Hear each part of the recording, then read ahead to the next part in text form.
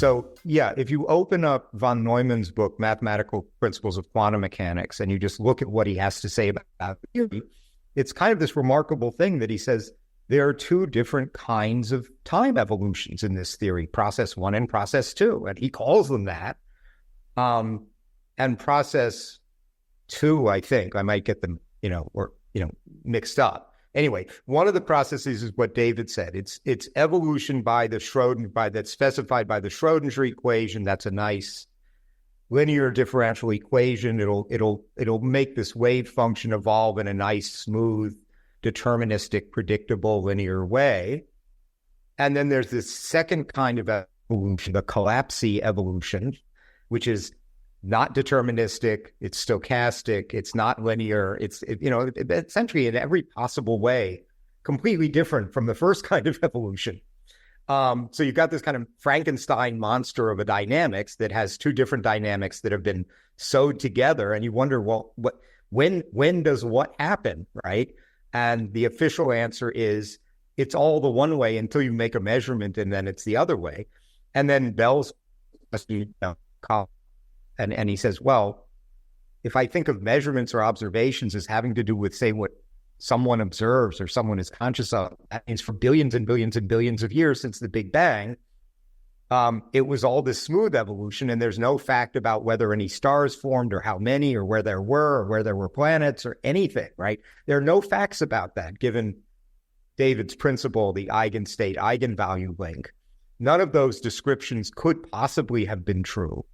The whole physical universe was this kind of amorphous something. And then you say, until what? Well, one question is, as Bell says, well, until the first amoeba, evolves, until the first human evolves, or what? But then you can say, well, how can amoebas even evolve? Because there aren't any, well-distributed pre-amoeba pieces that can join together. I mean, there's just nothing going on. Right? No chemistry in the normal sense. No stars, no nothing is going on until there's a measurement. But then how can you ever get to the point where a measurement occurs? Now, there's one obvious way out of this, and it solves part of it, but not the other part. And this is something that David worked on a lot.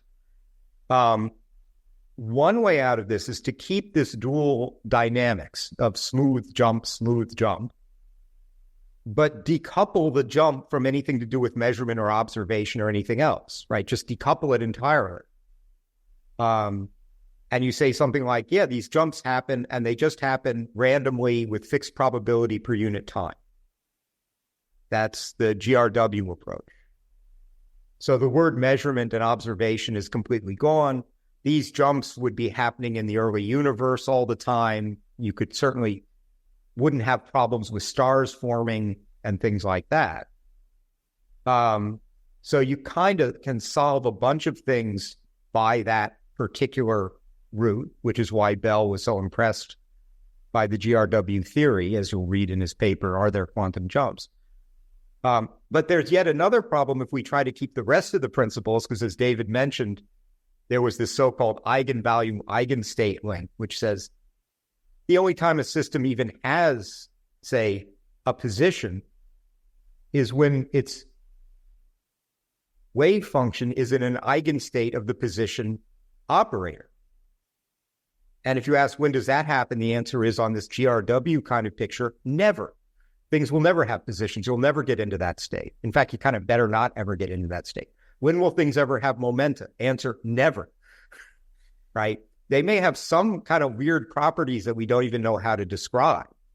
And there may be some sense you can articulate in which those properties are sort of close to position or close to momentum, although all of that becomes rather difficult.